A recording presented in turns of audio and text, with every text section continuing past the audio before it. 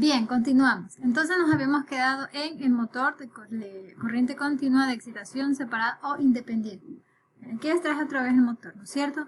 Estamos hablando que tanto la alimentación del rotor, ¿no es cierto?, donde su alimentación proviene de un par de escobillas, y la alimentación del estator, que es un electroimán y por ello tiene varias conexiones, están alimentados de manera separada a una fuente. Eso quiere decir que en el estator se va a generar un campo constante, debido a que tiene una alimentación separada y no depende en absoluto del rotor. Entonces, eso quiere decir que en el rotor, si yo aumento la carga en el eje, es lo que está indicando este cuadro rosa, que si yo aumento la carga en el eje, recuerden que el estator, por su parte, genera un campo magnético, ¿no es cierto?, que induce una tensión en el rotor, y bueno, a su vez, con la aplicación de las distintas leyes que habíamos analizado, genera una fuerza que le permite girar, pero depende netamente de la tensión y de la corriente que circula en su devanado, ¿ya? Pero como estas están separadas, el campo de la primera es constante, no depende de la carga, no depende de nada de ello. Quiere decir que es un escenario observador de lo que le ocurre al rotor.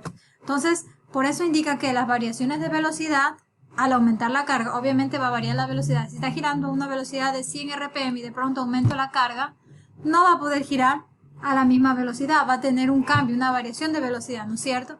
Esta variación se deberá solamente a la disminución de la fuerza electromotriz del rotor, ¿ya? Porque aumenta la caída de tensión, puesto que aumentó la carga, ¿sí?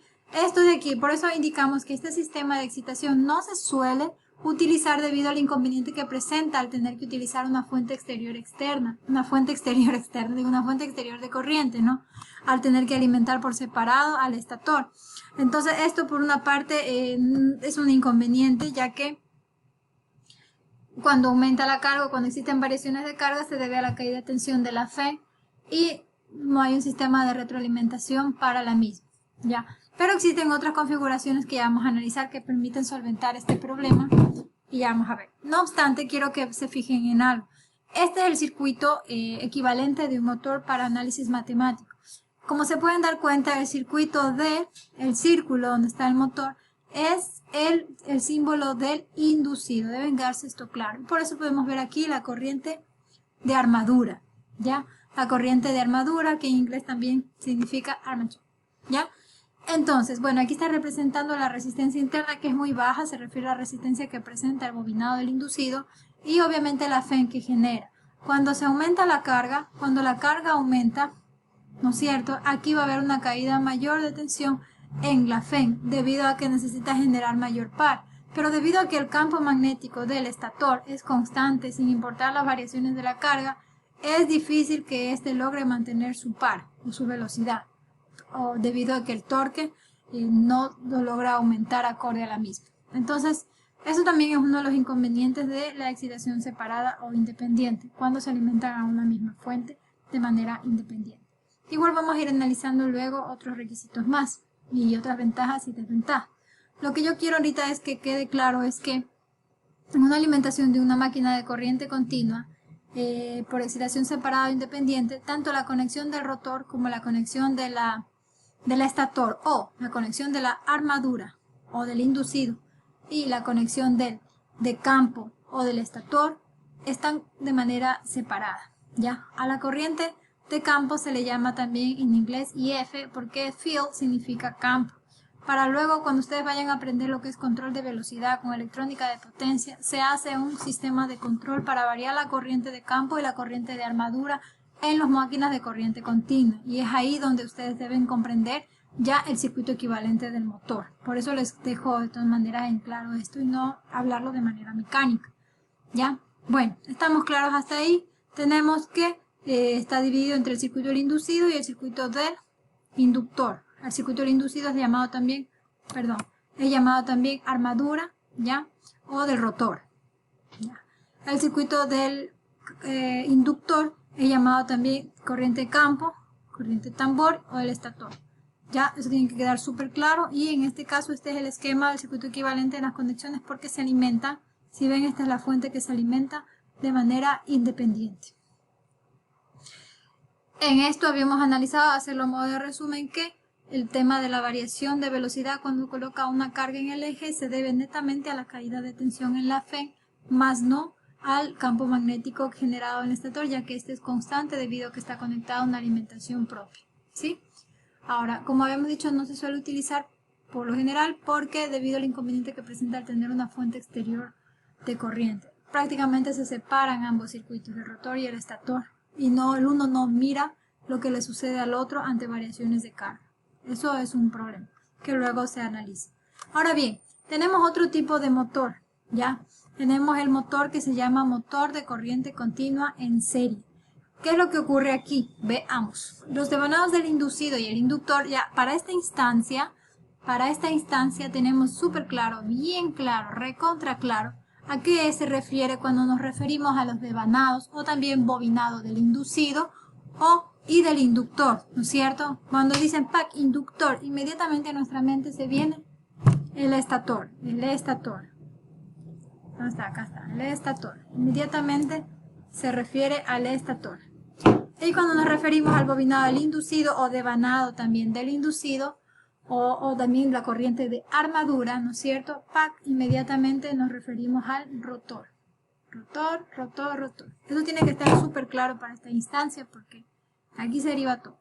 Bien, los devanados del inducido y el inductor están colocados en serie y alimentados por una misma fuente de tensión. Aquí, recuerden que tanto el rotor como el estator, donde va a circular las corrientes respectivas, tienen conexiones. La manera como yo conecto genera una nueva configuración y tipo de motor. En este caso, el devanado en serie indica que la alimentación tanto del rotor como del estator es en serie, ¿ya? En este tipo de motores existe dependencia entre el par y la velocidad. ¿Se dan cuenta? Ahí existe una dependencia entre las dos. Son motores en los que, al aumentar la corriente de excitación, se hace disminuir la velocidad con un aumento del par. Eso es bueno porque se aumenta la corriente de excitación y yo aumento, es porque estoy aumentando la carga y necesitaría que se genere un aumento del torque, ¿ya? Y para ello la velocidad disminuye. Hay una fórmula que lo acompaña que luego la vamos a analizar cuando veamos las características de los motores en cuanto a par, velocidad, corriente de excitación y demás. Pero por ahora quiero que comprendan lo que son conexiones, ¿ya? Bien. Entonces podemos ver la conexión. Aquí tenemos el devanado de la armadura, mira el devanado del inducido, por eso está representado por la A, y el devanado en serie. ¿Sí? Veámoslo en un dibujo un poco más claro. Aquí lo podemos ver de manera más clara. Un motor vendría con su devanado A1 y A2 que anteriormente habíamos analizado, que estas son las conexiones del inducido, ya del bobinado del inducido, del devanado del inducido, como les guste llamar. Y en este caso, si nos referimos a la conexión de 1 de 2, estamos hablando de el devanado, el bobinado en serie, ¿ya? ¿Qué es lo que va a ocurrir ahí? Pues ocurre lo siguiente. Se pueden dar cuenta en este circuito A1, que es el terminal del bobinado del inducido, se puentea o se conecta con D1, y A2 se alimenta la fuente de la polaridad negativa y D2 a la polaridad positiva, ¿ya? Los devanados del inducido y el inductor están colocados en serie. Aquí pueden ver devanado del inducido y el devanado del inductor. Están colocados en serie. Para estas alturas ustedes tienen clarísimo lo que es serie, paralelo y configuraciones mixtas, porque ya pasaron todo el tema de redes, ¿no? Entonces están conectados en serie, esto es claramente un sistema en serie. Ya sabemos nosotros para esta instancia lo que es el devanado del inducido, rotor, y lo que es el devanado del inductor, que se refiere al estator, al campo, etc. También conocemos que este símbolo de un cuadrado negro o también una bobina se refiere al devanado del inductor. Y cuando referimos a un motor o a un círculo en forma de un motor, nos referimos al devanado del inducido. Bien, en esta configuración en serie no hay más vueltas que dar, ambos están conectados en serie. Y hay normativas que los diferencian. En este caso de 1 y de 2, el tipo de bobinado circuito está indicando que es un bobinado en serie y se puentea con A1 y A2, que son los terminales del bobinado del inducido, ¿ya? El bobinado serie de 1 de 2 como bobinado inductor se conecta en serie con el bobinado inducido A1, A2, tal y como lo habíamos mencionado. En esta conexión la intensidad de corriente es la misma para ambos bobinados. Bueno, esto es lógico pensar, ¿por qué? Porque la intensidad de corriente que pasa por un mismo ramal va a ser diferente. No, ¿verdad? Obvio que va a ser la misma porque no tiene dónde más irse. Ella irá por el único camino que encuentra, que en este caso atraviesa el bobinado del inductor y luego atraviesa el bobinado del inducido. No hay más camino. Por eso esta conexión se llama en serie. Sin embargo, no sucede lo mismo con la tensión. La tensión obviamente será distinta, ¿ya? Y por eso hay una relación entre el par velocidad, que es la que habíamos analizado acá. En este tipo de motores en serie existe una dependencia entre el par y la velocidad, ¿ya? Son motores en los que al aumentar la corriente de excitación se disminuye la velocidad con aumento de par. Al aumentar la corriente de excitación disminuye la velocidad con aumento de el par. Esto es porque aumenta el campo magnético del estator, ¿no es cierto? Porque aumenta la corriente que pasa en serie a través del inducido. Y eso en consecuencia va a generar ¿qué? Mayor corriente en el bobinado por una FEN inducida. Una FEN inducida, que en consecuencia a través de las leyes que habíamos analizado, especialmente el de fuerza, es igual a la corriente multiplicada por el producto cruz del campo magnético. Se aumenta el campo magnético del estator por la corriente de la espira, pues tenemos como resultado un incremento de fuerza. Incremento de fuerza en la espira al girar. Si esto sucede, esto tendrá una consecuencia muy agradable que pues generará un par o un torque mayor, ¿ya? Puesto que generará una fuerza que hacia una fuerza por una unidad radial. Entonces estamos hablando del torque o también llamado par, ¿ya?